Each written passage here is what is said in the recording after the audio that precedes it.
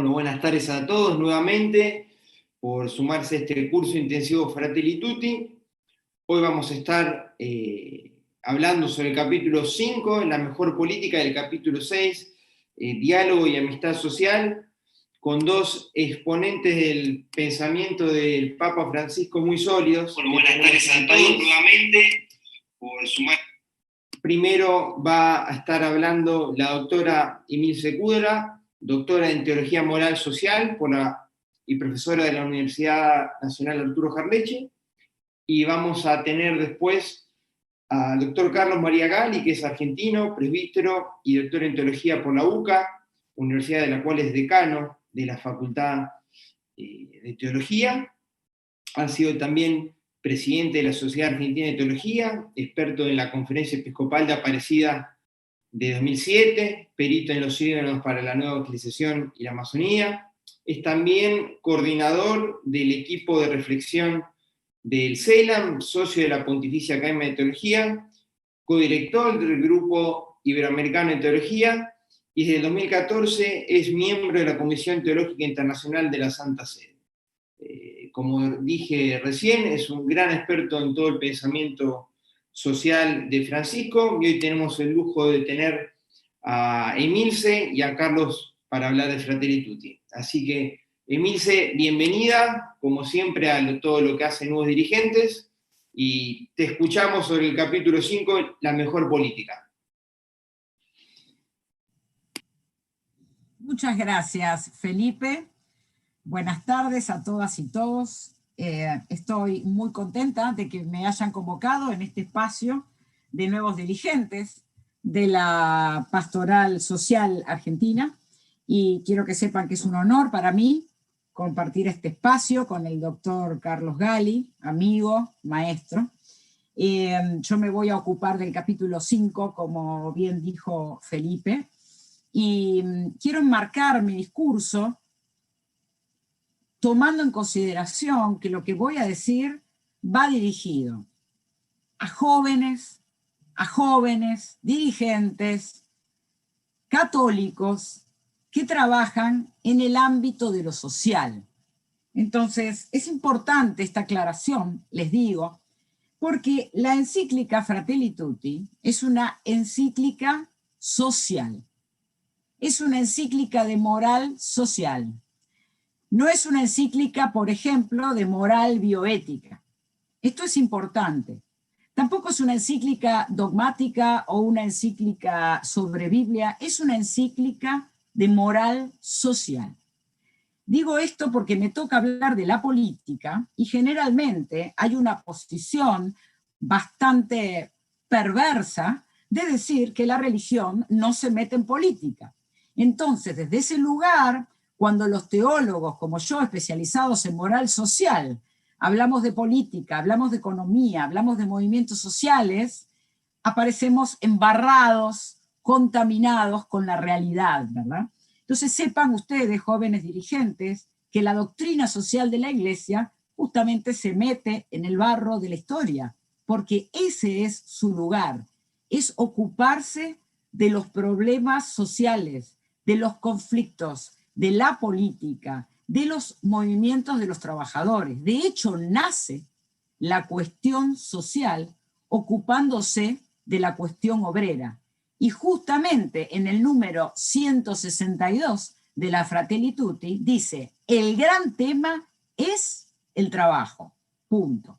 Por lo tanto, cualquier interpretación que se haga de las encíclicas sociales y en general de casi todo el magisterio del Papa Francisco, con alguna excepción, siempre se está hablando de lo concreto, se está hablando de lo político, porque se está hablando del cuerpo, se está hablando de la carne, se está hablando de la encarnación, y el cristianismo es una de las 3 religiones monoteístas cuyo Dios se encarna. Esto es muy importante tenerlo en cuenta para ver el valor que da a la política y a la mejor política. Como el tiempo es muy cortito, antes de detenerme en el capítulo 5, que por supuesto no voy a hacer una lectura jurídica del capítulo, sino que voy a hacer una interpretación de algunos temas a partir de mi formación en moral social y por supuesto del diálogo interdisciplinario que supone la moral social y concretamente, en este caso, en la cuestión de los trabajadores. Me parece importante tomar en cuenta la introducción, porque en la introducción, a mi juicio, da las claves para leer el capítulo 5. El Papa dice allí que viene a proponer una forma de vida con sabor a evangelio. Hay tres palabras importantes: forma. La política es una forma. La unidad en la diferencia es una forma, es el simbolón. Y cuando la forma se deforma, cuando en lugar de unir en la diferencia, dividimos, salimos del campo de lo simbólico y entramos en el campo de lo diabólico, aunque esta palabra suene medieval. Entonces, entender el amor social, entender la mejor política, es entender la política como una forma, y que cuando se suspende la política, se deforma la sociedad y ocupa su lugar la violencia. Tiene sabor a evangelio, y ese sabor tiene que ver con el sapere, con la sapiencia, que es un modo de conocimiento diferente al conocimiento científico, ni mejor ni peor, diferente. Y ese sabor, esa sapiencia, en otros documentos del Papa Francisco, porque también recomiendo leer la encíclica, igual que como leemos los textos del Evangelio. Nosotros no recortamos un versículo y sin conocer nada lo interpretamos y decimos lo que queremos. También los puntos de las encíclicas sociales hay que interpretarlos en el marco de todo un corpus de la doctrina social. Y en este caso, cada una de estas palabras y cosas que voy a poner ad hoc, en realidad no están concretamente en el texto, pero créanme que sí están en otros documentos. Y creo que para leer este hay que marcarlo. En las catequesis para curar el mundo, que dio el Papa Francisco entre Laudato Si, Fratelli Tutti, en Cristo Vive, dirigido a los jóvenes, donde dice que hay que meterse en política, y también en algunos discursos, por ejemplo, el que dio a la ONU. Ese saber, esa sapiencia popular es la sapiencia del pueblo, es la sapiencia del subsuelo del planeta, como dice el Papa. Y es un saber válido que habilita los principios de la doctrina social de la Iglesia y, por supuesto, de la política. No es el saber que me va a decir cómo construir una torre de 40 pisos, ni tampoco cómo hacer una operación cardíaca con circulación extracorpórea. Por supuesto que no estamos hablando de eso. Estamos hablando del saber necesario y suficiente para hacer el discernimiento social, elegir lo bueno, repudiar lo malo y ser capaces de no caer en la tentación de cuando lo malo nos aparece bajo la especie de bien, como bien explica la teología ignaciana. En esa misma introducción, el Papa habla de los escenarios bélicos. Y justamente cuando hay escenario bélico no hay política.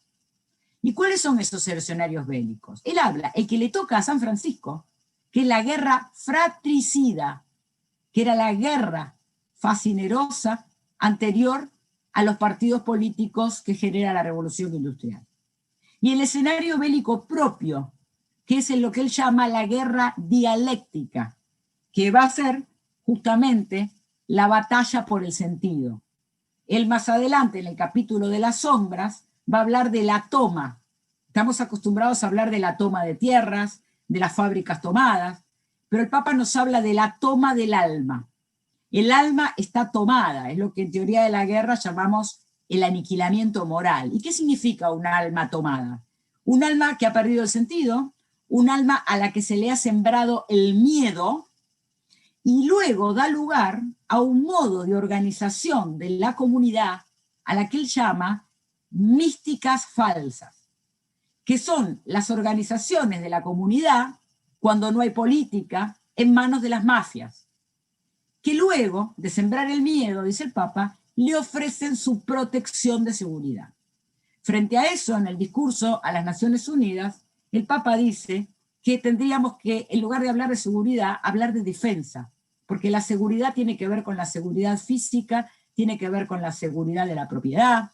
En cambio, la defensa tiene que ver con la defensa de la vida, con el cuidado de la casa común, de las personas y del planeta. Entonces, una buena defensa, dice el Papa, es hacer una retirada cultural de una cultura del descarte hacia una cultura del encuentro. En este marco que acabo de hacer, me parece que podría hacerse una de las lecturas, que por supuesto es la mía y personal, de la mejor política. Por supuesto, aquí hay varios temas a tratar, pero me parece que hay algunos que son significativos. Primero, que la mejor política es la que se ocupa del bien común. El bien común es una palabra que todos usan, pero que, como explica en el capítulo de la sombra, se ha vaciado de sentido. La palabra común tiene que ver con como uno. La política es lograr la unidad, como uno. No es el uno totalitario, es la unidad en la diferencia. La política como uno es la política como comunión, como común unidad. Eso significa la palabra comunidad. La política es una comunidad organizada políticamente, es una sociedad organizada políticamente. ¿Qué significa que está organizada políticamente?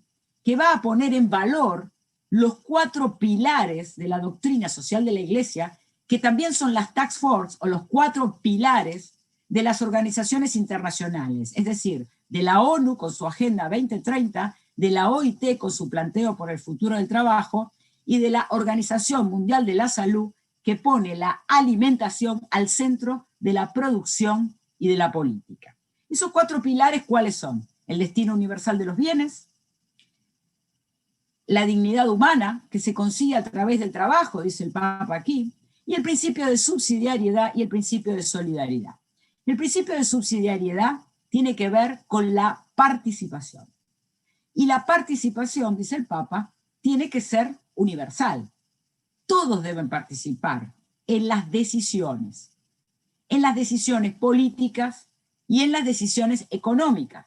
Y como esta es una encíclica social y el gran tema es el trabajo, está hablando de que ese principio de subsidiariedad se tiene que cumplir en los trabajadores, hoy descartados y organizados en movimientos populares. Y por otro lado habla también del principio de subsidiariedad, y él lo dice de otra manera, él habla del principio de solidaridad. La solidaridad, y lo dice en varios lugares, no tiene que ver con regalar algo al otro, asistir algo al otro. La solidaridad tiene que ver con instituciones. La solidaridad tiene que pasar a lo jurídico, tiene que estar institucionalizada.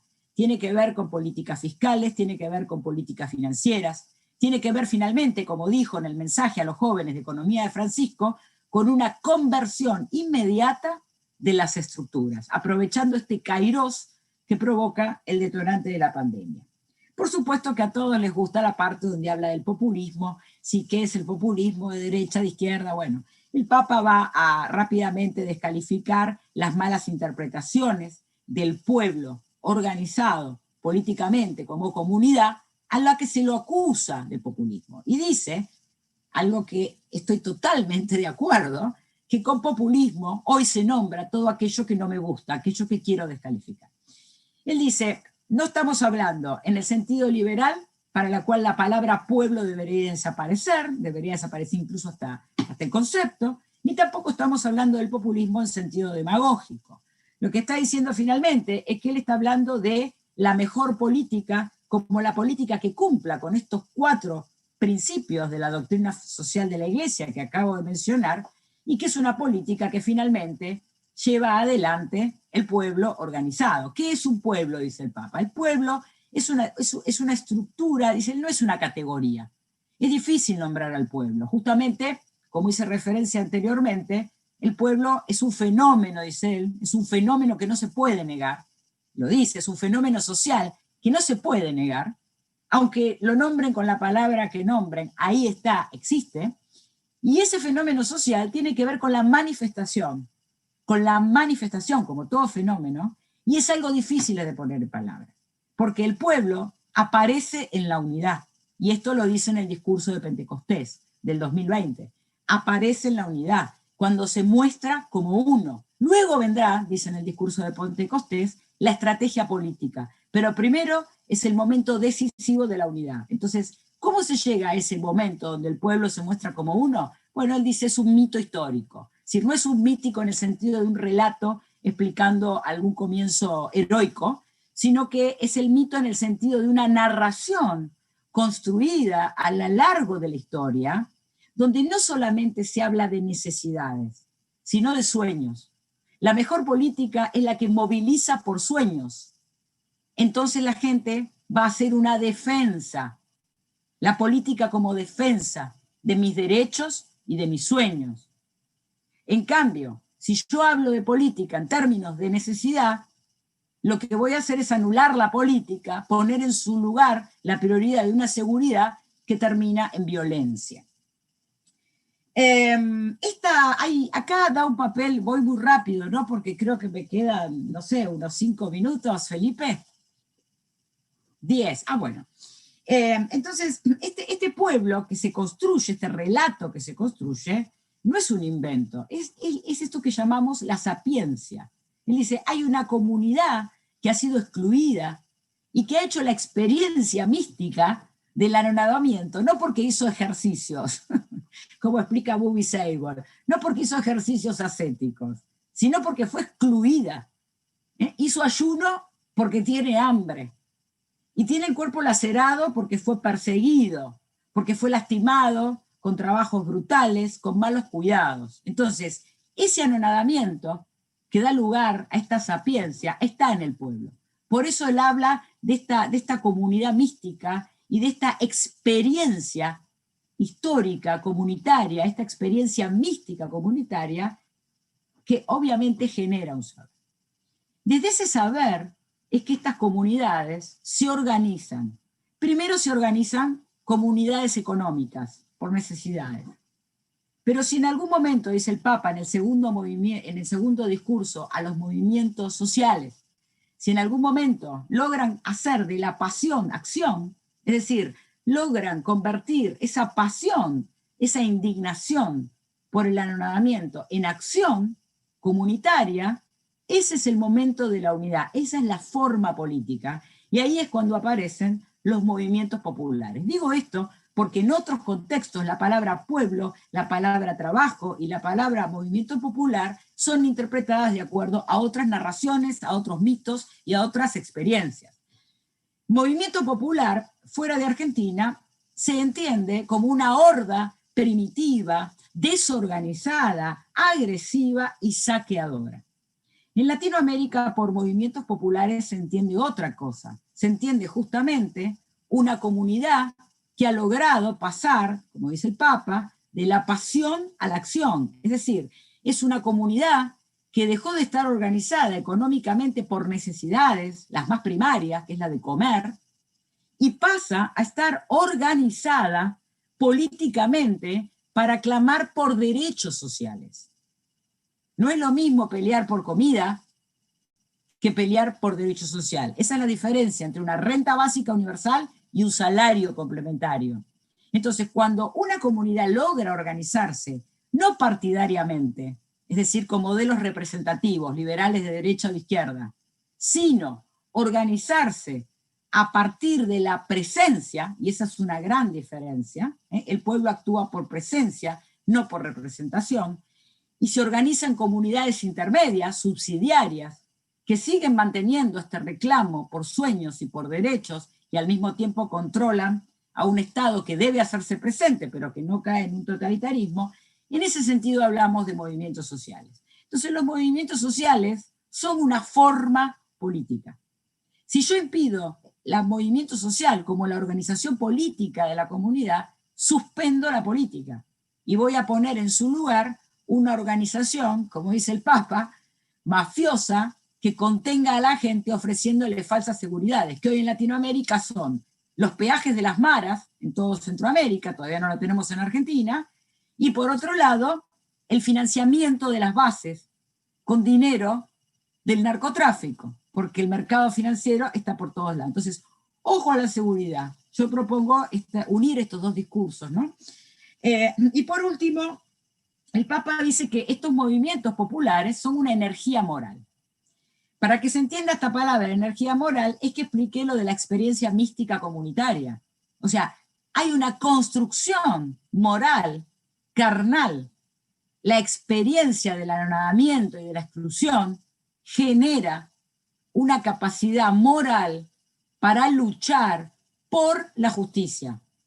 Y eso, como decía mi maestro Juan Carlos Escanone, es lo constitutivo de la prédica evangélica. Por lo tanto, si estos movimientos populares asumen la forma política y luchan por la justicia, entonces harán la mejor política. Y en ese sentido, dice el Papa ya hacia el final del documento, que el amor político entonces no es un amor romántico, es un amor efectivo, es decir, es la vocación por lo común.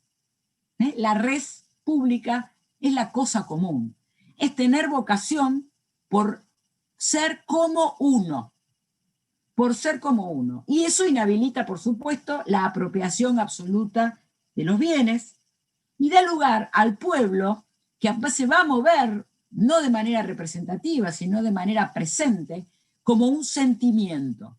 Es decir, el pueblo aparece como un sentimiento operativo, dice el Papa. Es un sentimiento operativo, porque es capaz de organizarse, incluso cuando critica en este mismo capítulo al capitalismo financiero, dice que lo que ha sostenido esta debilidad de los estados y este desempleo estructural en el medio de la pandemia fue justamente la organización de los movimientos populares que desde un sentimiento de solidaridad lograron contener. Son la primer barrera de contención. Entonces, ese sentimiento es un sentimiento que se traduce en operaciones prácticas. Esa es la política en el sentido de amor político operativo. Incluso destaca mucho a los líderes populares. Y él dice que es importante no denigrarlos, porque son los que entienden al pueblo, porque salen del pueblo, y los que pueden conducir al pueblo. Critica que se eternicen en el lugar, pero ven necesaria la reivindicación de los líderes. El político entonces es un hacedor. La mejor política es la política que hace, la política que puede sensibilizarse por el otro y que no ve en el otro un otro, sino un nosotros, es decir, un no otro, uno más, lo común. Gracias. Muchísimas gracias, Emilce, por esta hermosa síntesis de lo que debe ser la mejor política y la advertencia de que el pueblo no deje que le tomen el alma, sembrando miedo, y que para eso debe participar activamente y organizarse en un sentimiento operativo, dentro de toda la unidad y cargada por la mística historia. Así que, de nuevo, gracias, y ahora escuchamos al doctor Carlos Mariagalli sobre el capítulo 6, el diálogo y la amistad social. Carlos. Muchas gracias, Felipe, y a sus colaboradores. Gracias, Emilce, por las palabras que nos dijiste, y gracias a todos los que están presentes a través de este medio virtual. Los saludo. Muy buenas tardes a todos, a cada uno, a cada una. A mí me corresponde el capítulo 6 de la encíclica Fratelli Tutti, que se titula Diálogo y Amistad Social. Ya el título nos lleva a ubicarla en un contexto más amplio, que es todo el pontificado y el magisterio de Francisco, dado que su compromiso por el diálogo y la cultura del encuentro son ejes transversales de su pontificado. Por lo tanto, esta exposición tendrá dos momentos. Una ubicación del capítulo en un doble marco, el pontificado o el magisterio de Francisco, y luego el conjunto de esta nueva encíclica. Todos hermanos, hermanos todos. El segundo momento será comentar algunos puntos salientes e incluso leer algunos párrafos que nos inviten a todos a leerla, a gustarla, a meditarla, a vivirla y a comunicarla. El primer punto, esto es que llamo el doble contexto del capítulo en el Magisterio de Francisco I. ¿Por qué? Porque ya en su exhortación programática, la alegría del Evangelio, Evangelii Gaudium, el Papa desarrolla en el capítulo 4 la dimensión social del Evangelio y de la evangelización. El anuncio feliz del reino de Dios tiene implicancias personales y sociales. Como decía Emilce, es una fuerza de transformación de la vida humana en todos los aspectos, a nivel personal y social. No quiere hacer solamente un hombre nuevo, quiere hacer también un mundo nuevo. Inspira construir un proyecto de comunión social atravesado por los valores del reino de Dios, que es reino de justicia, de amor y de paz. El capítulo 4 de aquella exhortación Evangelii Gaudium tenía dos grandes temas, que él decía tenían que ver con el futuro de la humanidad. El primero, la cuestión de los pobres, es decir, la cuestión de la inclusión y del descarte, dicho por la negativa. Se titulaba Los pobres en el corazón de Dios y de la Iglesia, del pueblo de Dios. En la segunda parte se trataba del diálogo para promover la paz a nivel nacional e internacional. Y en ese marco desarrollaba brevemente lo que Francisco, ya siendo Bergoglio, entendía por la cultura del encuentro para construir un pueblo en una cierta armonía de convivencia social.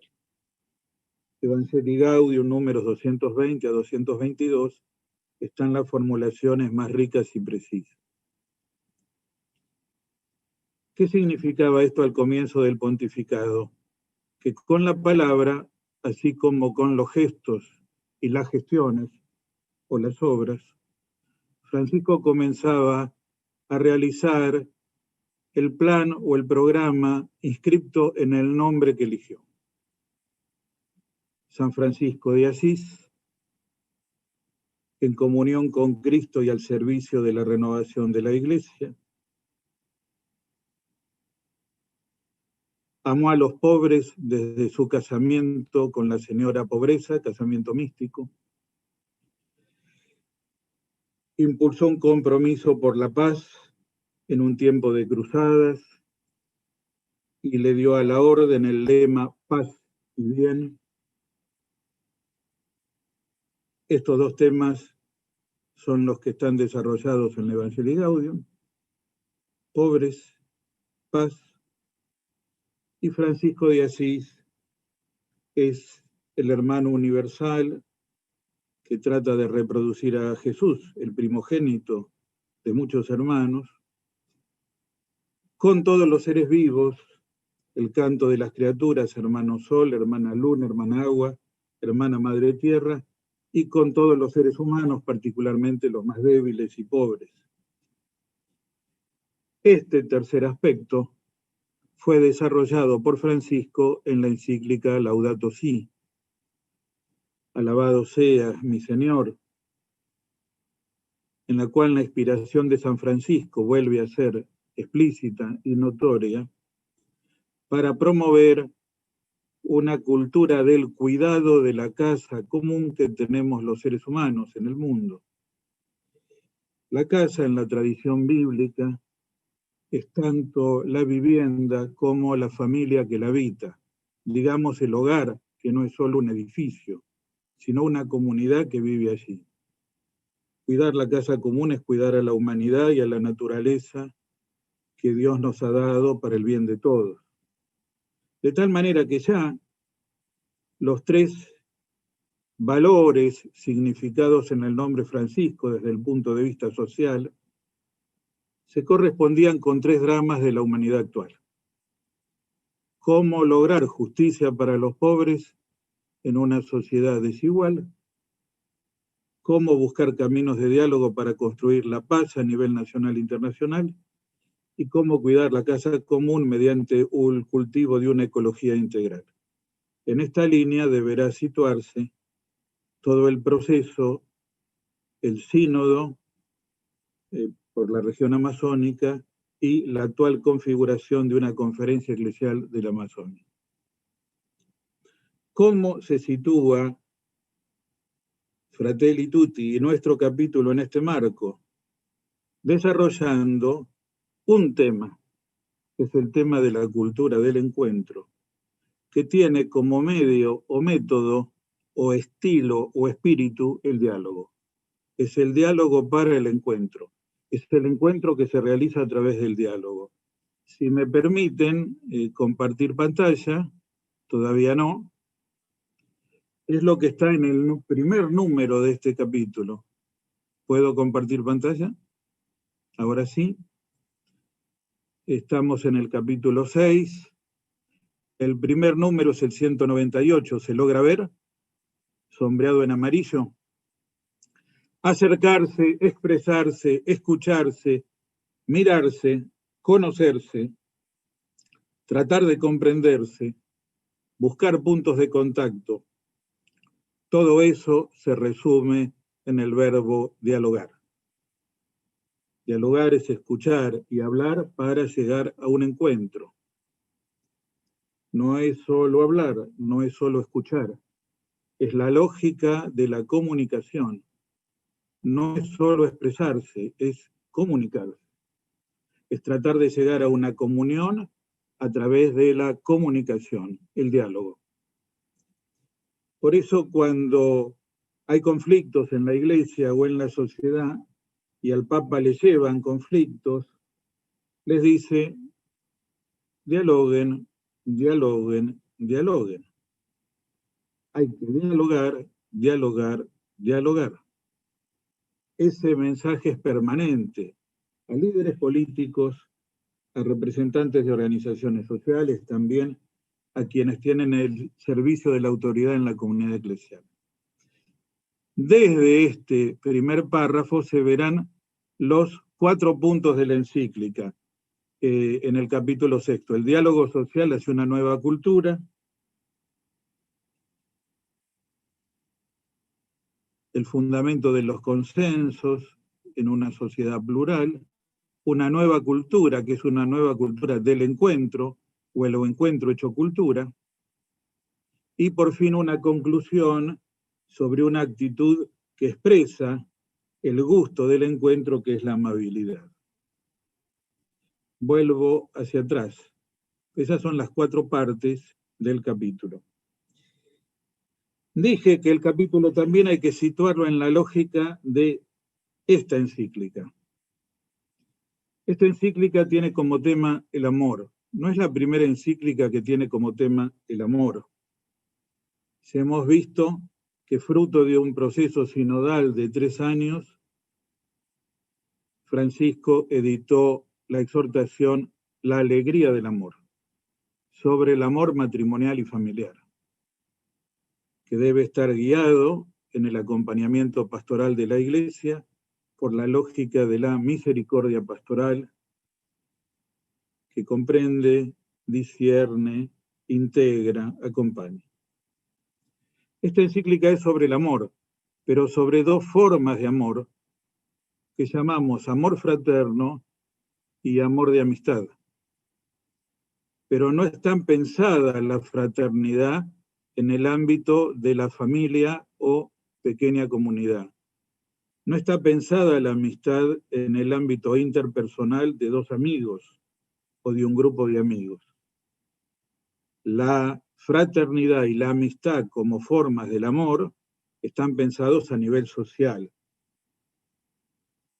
La amistad a un nivel social cercano, por lo tanto, capaz de sustentar la convivencia en una comunidad, en un barrio, en un pueblo, en una ciudad, en un país. Es la amistad social que nutre el tejido o la cohesión social en una comunidad local o nacional. En cambio, la fraternidad está pensada en esta encíclica a nivel global, en comunidades más amplias, en la comunidad internacional, por eso lleva el adjetivo universal, la fraternidad universal, la fraternidad entre todos los seres humanos y entre todos los pueblos. De ahí que en el capítulo 8 convoque a las religiones para una cultura de la fraternidad. Este es el tema y el título. El título es una encíclica sobre la fraternidad, adjetivo universal, y la amistad social, que son dos formas del amor, están desarrollados en dos capítulos. En el capítulo 4 está desarrollado, está desarrollado el tema del amor universal. Y en el capítulo 5, como dijo Emilce, está desarrollado el tema del amor político. Como ven, nuevamente las dos dimensiones. Dimensiones que en el capítulo 4 presenta como 3 y no como 2. Hay que vivir el amor o construir fraternidad con sabor local, o sea, en comunidades chicas, con horizonte universal, o sea, en el mundo global, y apostando a la región o al vecindario, es decir, con sentido regional. ¿Queremos ser nación? ¿Queremos ser región? ¿Queremos ser familia humana universal? Son las preguntas que corresponden a los 3 niveles.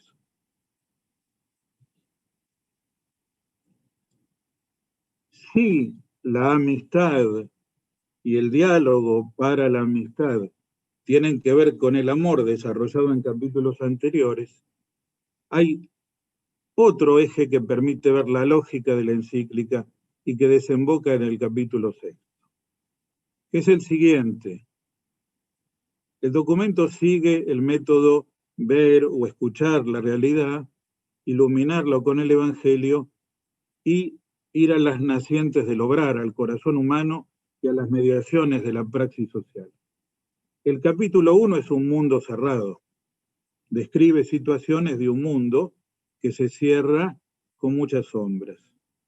El capítulo 2 es el encuentro con la figura evangélica del buen samaritano, que sale de sí mismo, va al encuentro del otro, y nos muestra la capacidad de apertura del amor, que está en la aproximación.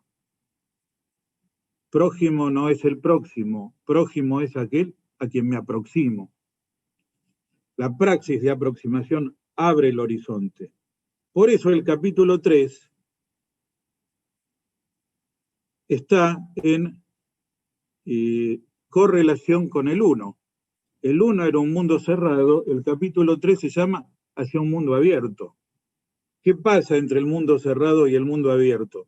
La lógica del buen samaritano, la lógica de la apertura, de la cercanía, de la compasión, de la solidaridad, de la aproximación.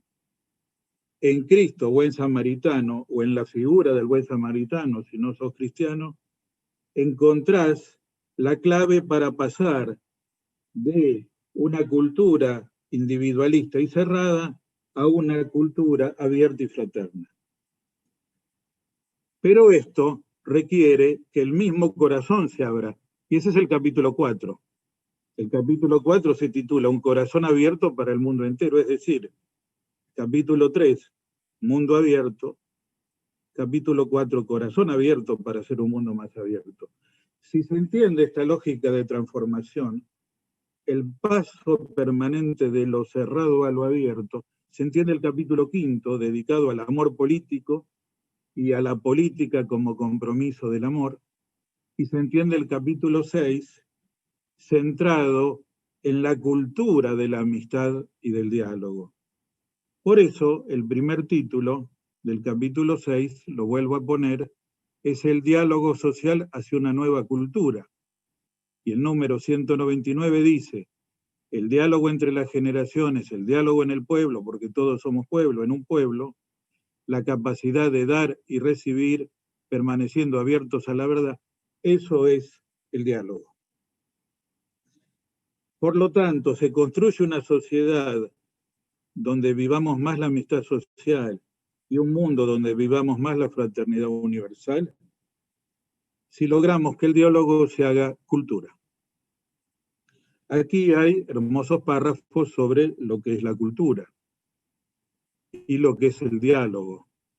destinados a poner las bases para aquello que Mills decía, que soñar en común se vuelva construir en común.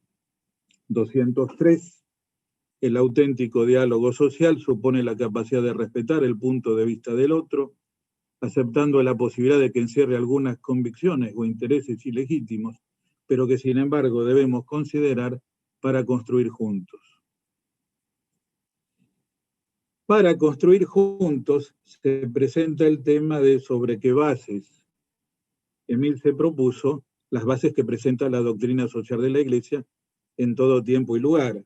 Aquí vuelve sobre el primer principio de la antropología cristiana y de la doctrina social de la Iglesia, que es la verdad de la dignidad humana, número 207, que se expresa en los derechos humanos fundamentales y universales, que cuestiona el relativismo, que no ve todos los derechos de todos los seres humanos, que requiere el diálogo para alcanzar consensos en torno a algunos valores permanentes, aunque no sea fácil reconocerlos, porque ellos dan solidez y estabilidad a una ética social.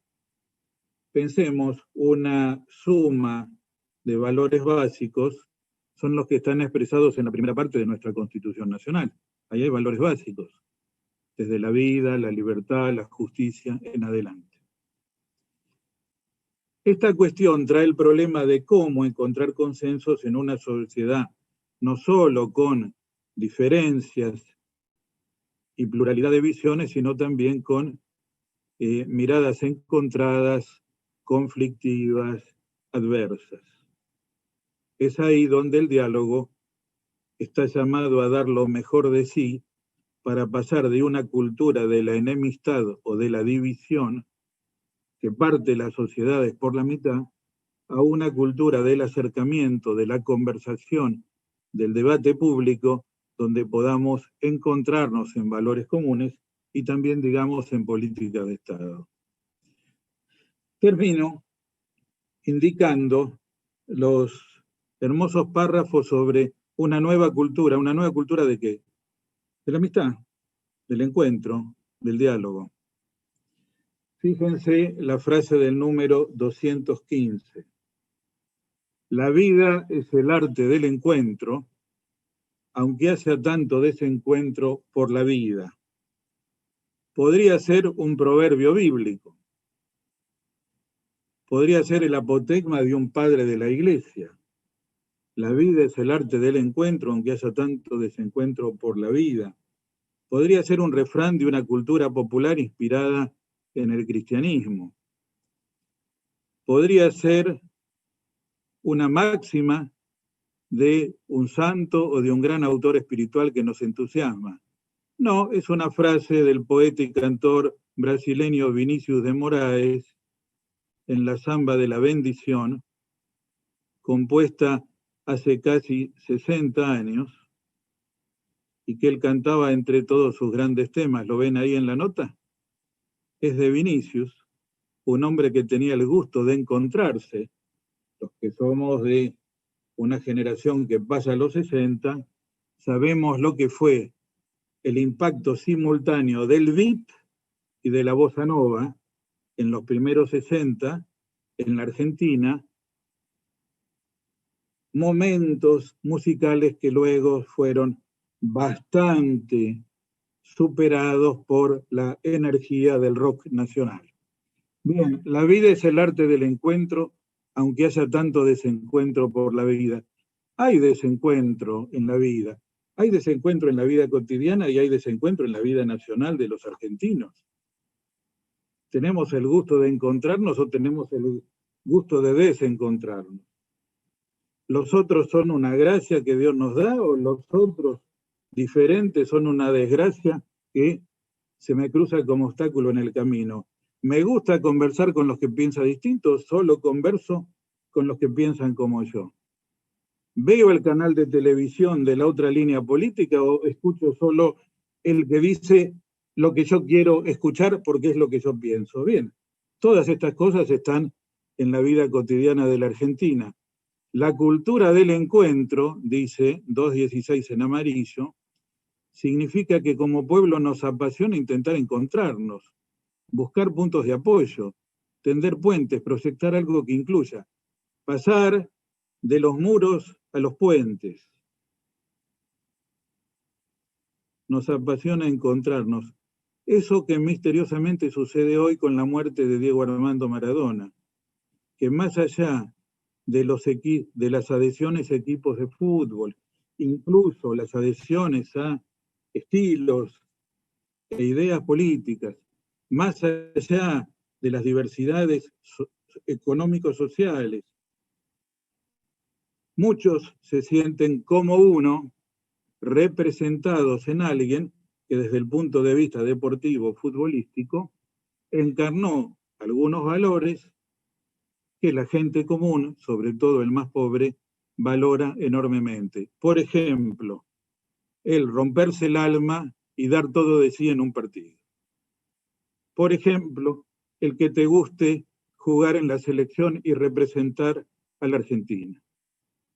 Por ejemplo, el no venirte abajo ante los golpes de la vida, golpes que vos mismo causaste, y sin embargo volver a ponerte de pie. Evidentemente, estos y otros valores hacen que Maradona, más allá de la vida privada, más allá de su postura política, sea un ídolo en el cual muchos se ven como en un espejo. Por cierto, además de ídolos necesitamos íconos. Y el ícono ya no es aquel que miro como reflejo de lo que soy o deseo ser. El ícono es aquel que me mira. Y por lo tanto, ante cuyo rostro y mirada soy interpelado y llamado a una conversión. Pero dejando ya esto, culmino con este capítulo con otro número, que es el 66, y que no lo tienen así, pero lo leo, y que dice así: la vida, saben que a Francisco le gusta hacer frases nuevas o que suenen novedosas. Número 66 de la encíclica dice: la existencia de cada uno de nosotros está ligada a la de los demás. Eso es el nosotros pueblo, ¿no? Ser por otros, con otros, para otros. Está ligada a la de los demás. Por eso, la vida no es tiempo que pasa, sino tiempo de encuentro. Que no nos pase la vida sin encontrarnos, que el tiempo que pasa sea tiempo de encuentro. Muchas gracias. Muchísimas gracias, Carlos. La verdad que escucharte en ese tono, con todo lo que decís, me dio hasta una tranquilidad, me puedo dormir ahora, te digo, ya está. Bajó toda Te dormí, te cansé. la ansia de lo que fueron estos días. Así que, de nuevo, mirá, ambos rescatando puntos que ambos han dicho, Emilce y Carlos, la dimensión social del Evangelio, de que Jesús pretende hacer un mundo nuevo, que es un reino de amor, justicia y paz. Y con eso se hace solo a través de te lo cambio yo, Carlos, diría, la cultura del diálogo para el encuentro. Juntemos a las dos. Y que eso va a formar esa nueva cultura que debe culminar en la amabilidad y en el amor, que como bien dijiste, esta encíclica Fratelli Tutti es en última instancia sobre el amor, sobre ese amor que es la fraternidad con los hermanos, como bien dijo Jesús: quien no ama al hermano, ¿cómo puede amar a Dios que no lo ve y el hermano sí lo ve? Y después en esa dimensión que es la amistad, que es en esa entrega, pero en esa también amabilidad que destacaste antes, y que por eso hay que vivir el amor y querer ser familia y entender que el otro es una gracia y que ese es el verdadero significado de que cuando en Gaudete et Exsultate, el documento de la santidad de Francisco, cuando él dice nadie se salva solo, es porque nadie se salva sin el otro, sin haber ayudado nunca a otro, sin haber amado al otro, ¿sí? No es que uno se salve estrictamente rezando o portándose bien, es solo, porque el desafío es para con otros, y ese es hasta los fundamentos de los 10 mandamientos, cuando en el libro de los cuando se relata la parte de los 10 mandamientos, dice, y que no los cumplas damnificará a 4 generaciones después. Eso era porque en su momento la familia de los judíos vivía con sus 4 generaciones, que iba hasta los abuelos. Entonces, cuando uno no cumplía uno de esos mandamientos era porque perjudicaba a los otros. Y no es que vos no te salvabas por no cumplirlo, porque después terminabas damnificando al resto. Y hay una parte a mí de toda esta Fratelli Tutti que me movió, me interpeló muchísimo, que es con esto que vos decías, Carlos, al último, sobre el amor, la fraternidad y la amistad, que es en el punto 89, que el subtítulo es Más allá, que es que Francisco todo el tiempo tiene esa capacidad de correrte de la frontera o dejarte siempre, ya que estamos en fútbol, un paso adelantado, un paso en offside.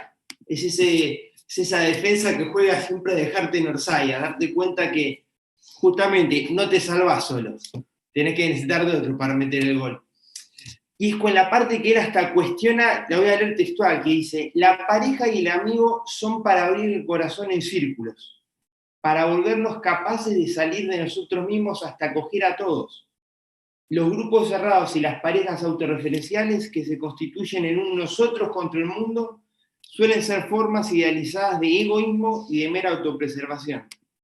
En todo esto de lo que estamos hablando, que es extender el amor hacia una amistad social más amplia, acá Francisco se te mete con tus amigos y hasta con tu novia. O sea, hasta lo que vos puedes hacer muy intramuro, decir, mirá, todo ese amor que vos te estás cargando lo tenés que expandir a otros, porque de nada sirve ese amor que se queda y es autorreferencial.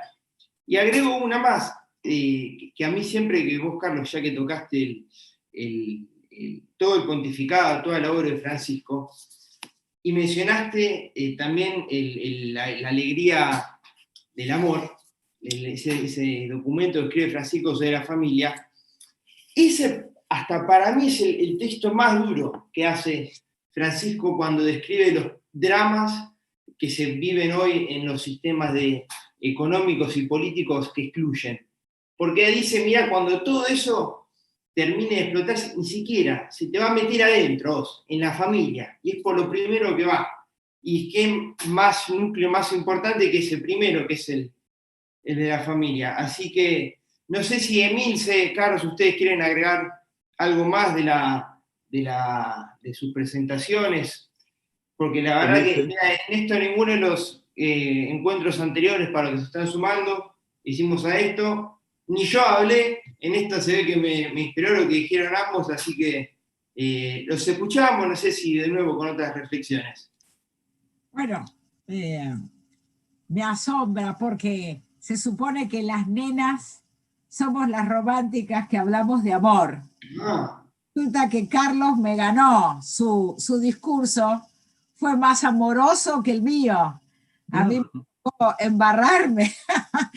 Pero, ¿qué va a hacer? Las mujeres tenemos 2 opciones, o la teología de género o la teología del pueblo, ¿no? Como si en el medio no hubiese nada. Pero sí hay algo. A mí me gustaría cerrar citando una mujer, nunca cito mujeres, voy a citar una mujer, que no se paró en ninguno de los 2 lados, no sé dónde la ubicaría, que me identifico con ella, que creo que es la base de la doctrina social, y que dio un discurso magnífico cuando dijo que su Señor dispersa a los soberbios de corazón, derriba del trono a los poderosos, enaltece a los humildes, a los hambrientos los colma de bienes y a los ricos los despide vacíos. Miren qué mujer, ¿eh? ¿Conocían esta versión de la Virgen? Es bastante fuerte, ¿verdad? Quiero cerrar con ese discurso femenino. Gracias. Carlos. Sí, muchas gracias. Yo quisiera decir tres cosas finales. Por un lado, hay una coherencia notable en toda la enseñanza de Francisco, que es el tema de salir. El amor es salir de sí. La libertad no está hecha para encerrarse, sino para salir al encuentro del otro. La plenitud de la libertad se encuentra en la donación de sí mismo a otro. La plenitud de la libertad humana de Cristo se encuentra en su conformidad con la voluntad de Dios, que Él también es. La lógica de la libertad no tiene su culmen en el no. Pareciera que hoy plantarse y decir no, que está bien decir cuando corresponde, fuera el culmen de la libertad. El culmen de la libertad es decir sí, es decir, desde mí mismo ser capaz de consentir a una palabra que me viene de otro, o que el otro pueda consentir a una palabra que surge de mí y encontrarnos en un sí común. Eso por un lado, ¿no? Una iglesia en salida, una cultura en salida, un amor como motor de la salida del ser humano hacia su plenitud. Por un lado, eso tiene que ver también con el tema de la alegría. No hemos dicho que el otro eje estructurante de todo el magisterio de Francisco es la alegría. La alegría del Evangelio, no del Evangelio que recibo, la alegría del Evangelio que es y que comunico. La alegría del amor. Alégrense y exulten si viven el Evangelio de las bienaventuranzas y de la misericordia. A la teología y a las universidades católicas le va a decir la alegría de la verdad. La alegría es un eje, es una expresión del amor. Y por otro lado, la alabanza, es decir, la capacidad de hacer fiesta, alabar a Dios, laudato si, o convertir el amor en el gusto, en el gozo, en la alegría de encontrarnos con los otros. Eso aparece en esta encíclica por todos lados. Diríamos la fiesta del encuentro, o la alegría del encuentro con otro. Por lo tanto, estas cosas son necesarias para el mundo entero, también para nosotros los argentinos, en este año tan especial y en momentos muy difíciles. Último, Emil se enseña, y yo soy el decano de una carrera de posgrado, que es donde enseñó el papá del señor Felipe, que se llama Especialización en Doctrina Social de la Iglesia, y que ya le hemos puesto el nombre Fratelli Tutti, porque hay muchos laudato si, carreras, institutos, asociaciones, movimientos, hay laudatos por todas partes. Entonces, la especialización en Doctrina Social de la Iglesia, de la Facultad de Teología de la Universidad Católica Argentina, ya se llama Fratelli Tutti y así va a ser la difusión. Por este medio también invitamos a todos los jóvenes, varones y mujeres que quieran ser nuevos dirigentes al servicio de la Iglesia, pero sobre todo de nuestro país, para que sea una patria de hermanos. Muchas gracias. Muchísimas gracias, Carlos. Entonces, para cerrar un poco y recordando lo que estaba ocurriendo en estos días aquí en Argentina, hay que salir jugando por abajo, desde el fondo, con los de abajo, con alegría para luego festejar todos juntos. Así que con eso cerramos el encuentro de hoy y recordemos, como dice San Juan de la Cruz, en el altar de la existencia, Carlos, seremos juzgados solo por el amor. Así que bueno, gracias a todos por participar hoy y bueno, nos esperamos mañana a la misma hora en el último encuentro de este curso intensivo Fratelli Tutti, con los últimos capítulos que van a estar Monseñor Jorge Lugones y Marcelo Figueroa, que es un pastor protestante encargado del Observatorio Romano para la Argentina desde Roma. Ambos grandes amigos de Francisco que lo quieren mucho y saben interpretar fielmente su mensaje. Así que Carlos y Milce, les agradezco por el encuentro de hoy y nos vemos en el próximo encuentro. Gracias a todos. Emilce, un beso.